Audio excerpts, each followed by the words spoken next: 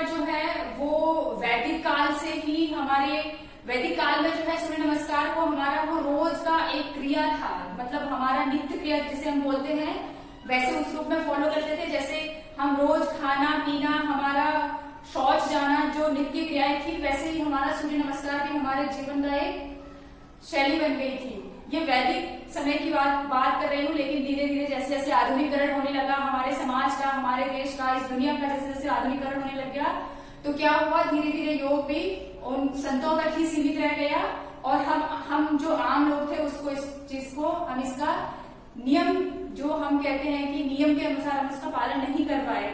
और काफी पिछले कुछ सालों से दोबारा से योग का जो जिस प्रकार से प्रचार और प्रसार चल रहा है, तो मैं आप सभी से गुजारिश करती हूँ कि जैसे पहले वैदिक समय में जिस प्रकार से हमारा जो सूर्य नमस्कार था वो नित्य क्रिया में शामिल था, तो मैं आप सभी से गुजारिश करती हूँ कि आप अब भी इसे नित्य क्रिया में शामिल करने की कोशिश करें। और सूर्य नमस्कार के जो फायदे हैं वो बहुत ही अपने आप में एक चमत्कारी फायदे हैं इसके। सूर्य नमस्कार को करने से न सिर्फ आपका आध्यात्मिक विकास होगा बल्कि आपका शारीरिक और मानसिक रूप से भी आपका संतुलन बनेगा।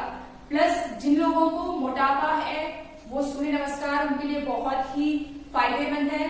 और जिनको भी बैक पेन है, जिनको नी इंजरी है, जिनको पैरों में जिनको दिक्कत है, प्लस जिनका हाथों में जिनकी दिक्कत है, फ्रोजन शोल्डर है, यानी कि किसी का अगर कंधा जाम है, कंधे में दिक्कत है, तो उनके लिए सूर्य नमस्कार बहुत ही लाभकारी है।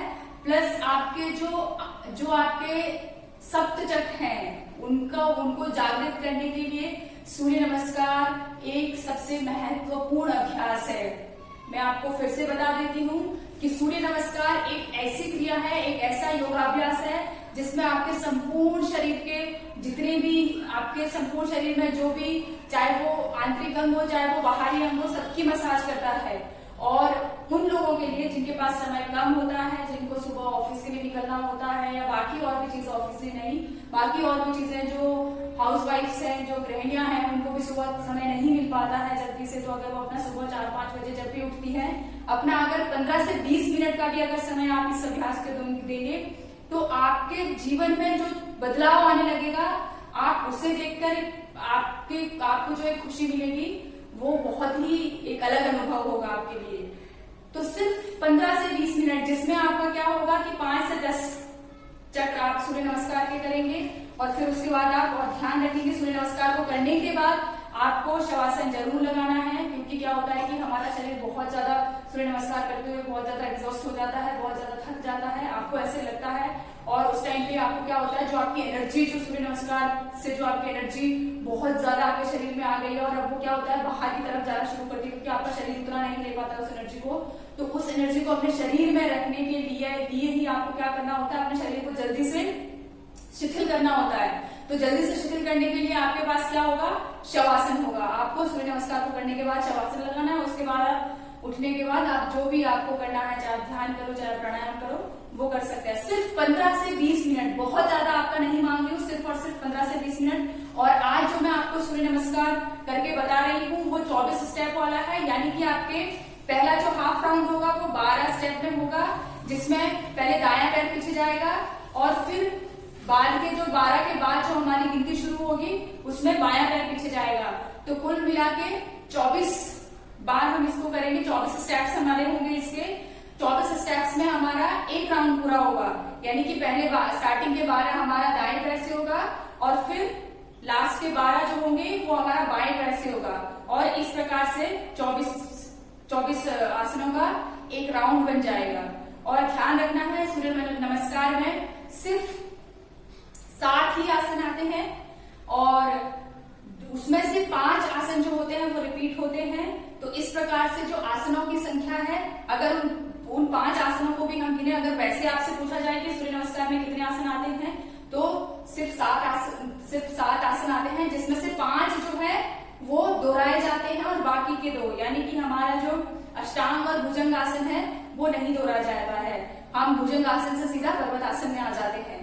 तो ध्यान रखेंगे 12 संख्या आसनों की है, लेकिन जो सिर्फ अगर आपसे पूछा जाए कि आसन कितने होते हैं तो 7 होते हैं, जिसमें से 5 दोहराए जाते हैं। और हम ध्यान रखेंगे, मैं एक बार फिर से बोल रही हूँ, 24 स्टेप का हम सूर्य नमस्कार करेंगे। 12 स्टेप में भी करते हैं, लेकिन हम 24 स्टेप में करेंगे। 24 स्टेप करने के बाद ही हमारा एक राउंड पूरा होगा।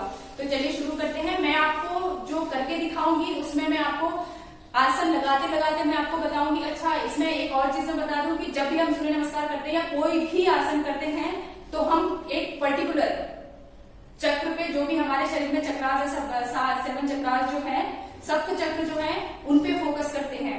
तो इसमें सूर्य नमस्कार एक्चुअली में एक कंप्लीट आपके पास एक योगाभ्यास है। इसमें आपका प्राणायाम भी हो जाता है, इसमें आपका ध्यान भी हो जाता है और इसमें आपका आसन भी हो जाता है। तो बहुत ही अच्छा एक योगाभ्यास है आपके लिए। तो मैं बता देती हूँ कि नीचे से ऊपर की तरफ हमारे जो चक्रास हैं वो मूलाधार पे हमारा जब हम बैठते हैं तो जब मूलाधार चक्र, फिर हमारे जो सेक्सुअल ऑर्गन्स हैं उनके पास हमारा होता है स्वादिष्टान चक्र, फिर ऊपर आते हैं तो नेवल रीजन जो है उसे हम कहते हैं मणिपुर चक्र। उसके बाद हमारा आता है अनाहत चक्र, हार्ट रीजन के पास जो होता है वो हमारा अनाहत चक्र है। फिर हम ये गले के पास जो होता है हमारा विशुद्धि चक्र होता है। और फिर उसके बाद हम आते हैं अपना आज्ञा चक्र। ये बिल्कुल जहां पे महिलाएं जो बिंदी जहां पे लगाती है वो हमारा बिल्कुल, अब तो खैर बहुत नीचे लगाती है महिलाएं, लेकिन एक पहले जो हमारी संस्कृति थी वो एकदम सेंटर में बिंदी लगती थी, बीच में लगती थी, तो वो हमारा आज्ञा चक्र है। और फिर सबसे ऊपर हमारा सहस्त्रार है। तो ध्यान देंगे एक बार फिर से, क्या है हमारा मूलाधार है, फिर दूसरा हमारा स्वादिष्ठान है, तीसरा हमारा मणिपुर चक्र है, चौथा हमारा अनाहत चक्र है, पांचवा हमारा विशुद्धि चक्र है, छठा हमारा आज्ञा चक्र है और सबसे ऊपर हमारा सहस्त्रार है। तो ये जो है हमारे सप्त चक्र है और इसी पर ही हम जब भी हम करते हैं तो हमारी पूरी जो सजगता है वो किसके ऊपर रहती है, इन्हीं सप्त चक्रास के ऊपर रहती है। तो चलिए शुरू करते हैं। मैं सिर्फ आपको एक राउंड करके दिखाऊंगी, यानी कि 24 स्टेप्स, और फिर आपको इन्हीं को ही बार बार, कम से कम आप पहले दिन आप ज्यादा न कर पाओ तो 3 राउंड करें, फिर 2-3 दिन के बाद आप इसको थोड़ा सा बढ़ा के 5 राउंड करें, फिर 7 राउंड, फिर 10, फिर 12, फिर ऐसे से आप आगे आगे बढ़ाते जाते हैं। तो चलिए शुरू करते हैं सूर्य नमस्कार आसनों के साथ। सबसे पहले मैट के आगे आ जाएंगे। मैट में आप कम से कम 5 से 6 अंगुल की दूरी जगह छोड़ देंगे और अपने पैरों को बिल्कुल जोड़, अपने एड़ी पंजा मिला के रखेंगे और अपने संपूर्ण शरीर को शिथिल करने का प्रयास करेंगे। आंखें बंद करके यहीं पर गहरी लंबी श्वास लेंगे, छोड़ेंगे। अब धीरे से इनहेल करते हुए आंखों को खोलते हुए दोनों हाथ ऊपर लेकर जाएंगे, हाथों को जोड़ते हुए श्वास छोड़ते हुए नीचे लेकर आएंगे। ये हमारा पहला आसन था, प्रणाम आसन। इसके बाद हस्तोत्तान, श्वास को लेते हुए, श्वास छोड़ते हुए पादहस्त, श्वास लेते हुए अश्व संचालन, श्वास छोड़ते हुए पर्वतासन, श्वास को रोक करके रखेंगे बाहर की तरफ और अष्टांग आसन लगा देंगे। घुटने जमीन पर, छाती जमीन पर, दोनों हाथ जमीन पर, दोनों कंधे जमीन पर, बाकी पूरा शरीर आपका हवा में। यहीं से भुजंग आसन, श्वास लेते हुए, श्वास छोड़ते हुए अगेन पर्वतासन और श्वास लेते हुए अश्व संचालन। अब ध्यान रखेंगे क्योंकि फर्स्ट हाफ राउंड है तो हमारा दायां पैर भी पीछे गया था और आगे भी दायां पैर ही आएगा। श्वास लेते हुए अश्व संचालन, श्वास छोड़ते हुए पादहस्त, श्वास लेते हुए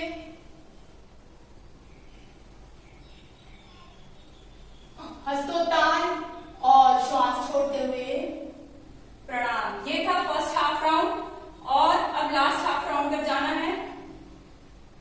हस्तोत्तान, पादहस्त। अब हमारा बायां पैर